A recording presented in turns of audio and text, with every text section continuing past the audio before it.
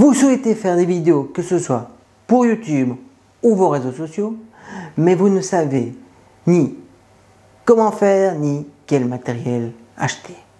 Dans cette vidéo, je vais tout vous expliquer. Je suis Olivier et vous regardez une nouvelle vidéo de PlicPloc Factory.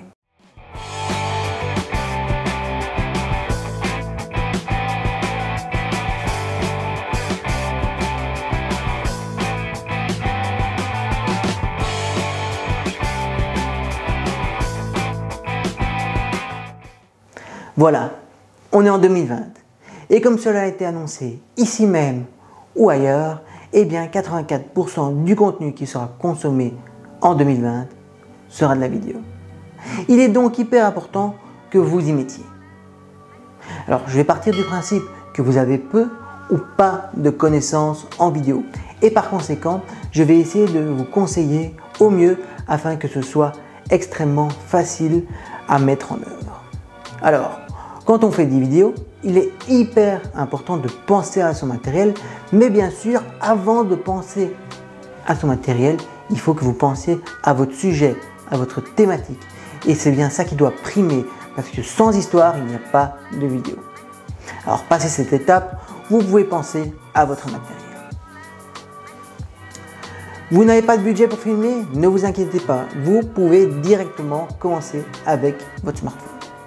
Bien sûr, je vais conseiller un matériel qui est un peu plus approprié. Je vais conseiller l'utilisation soit d'une caméra, soit d'un appareil photo qui filme. Alors personnellement, j'ai longtemps utilisé une caméra de pointe, la Canon HFG30 et aujourd'hui j'utilise le Canon M50. La Canon HFG30 est une caméra semi-pro qui est simple d'utilisation et vraiment performante. Elle fait toujours partie de mon setup. Ceux qui regardent mes vidéos savent déjà que j'aime avoir du matériel qui soit performant et relativement léger. L'inconvénient, si je puis dire, même si on peut vraiment s'en passer, est que sur la Canon HFG30, le capteur soit de petite taille et donc je ne peux pas avoir des jolis flous d'arrière-plan. Alors le capteur, c'est la partie photosensible qui reçoit l'image et qui la transforme afin de la mettre après sur la carte mémoire. Aujourd'hui, j'utilise le Canon M50 et littéralement, je l'adore. Bien sûr, il n'est pas exempt de défauts, comme toute caméra, mais il est vraiment performant et léger. Alors, quoi demander de mieux? Il possède aussi un écran que vous pouvez mettre en mode selfie, ce qui permet de voir si votre cadrage est bon. Vous imaginez bien qu'un boîtier, peu importe sa marque, sans objectif, ne peut pas fonctionner. L'avantage de travailler avec une marque comme Canon, qui est une marque qui existe depuis de nombreuses années, est de bénéficier d'un très large choix d'objectifs. Et ici, je vais conseiller 3 objectifs. Après, libre à vous de choisir celui qui correspond à vos envies et à vos besoins. Alors le premier, bien sûr, c'est le Canon EFM 1545. C'est un objectif de base qui est peu coûteux. Qui dit peu coûteux, c'est qu'il n'est pas performant en basse lumière. Il y a assez vite du grain qui apparaît sur l'image.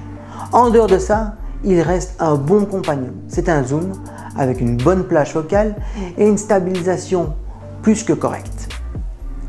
Dans une gamme de prix similaire, vous avez aussi le 22 mm qui ne zoome pas, donc qui est une focale fixe, mais qui a l'avantage d'être plus lumineux, donc vous n'avez pas de grain quand vous filmez en basse lumière. Bien sûr, à vous de voir si cette focale vous correspond. Actuellement, j'utilise le Canon EF 50 mm. Alors bien sûr, je le mets avec une bague d'adaptation afin qu'il puisse fonctionner sur cet appareil photo. Et très clairement, je l'adore. Alors oui, il est un peu plus complexe à utiliser si vous filmez dans des pièces un peu petites, de par sa focale, mais il fait de jolis flous d'arrière-plan. Se filmer sans stabiliser son appareil, quelle galère! Alors il existe une multitude de trépieds qui vont correspondre ou non à vos besoins. En termes de grosses marques reconnues, vous avez par exemple Manfrotto et Cullman. Ça coûte un peu cher quand on débute, mais ça tient très longtemps et c'est robuste. Alors personnellement, j'utilise le Cullman 525M. Il fonctionne hyper bien. Je suis vraiment en confiance avec ce trépied. Alors, Quand on parle de vidéo, on ne peut absolument pas oublier l'audio.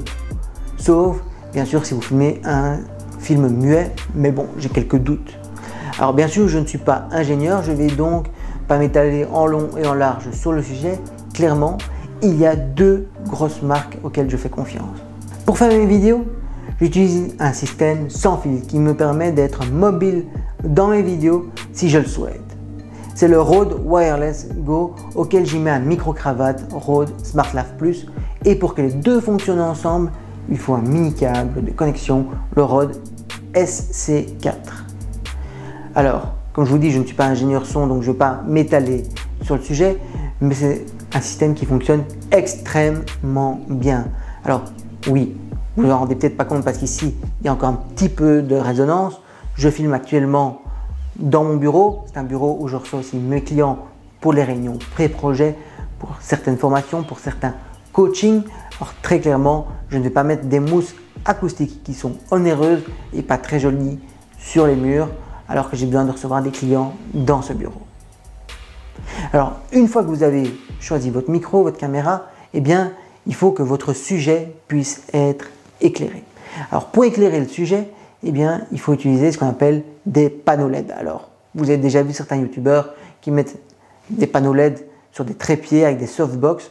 Oui, c'est vraiment la meilleure solution. Mais parfois, comme moi, vous n'avez pas soit l'espace, ou alors comme peut-être vous n'avez peut-être pas le budget pour acheter des lumières plus des trépieds dédiés plus des softbox qui sont dédiés.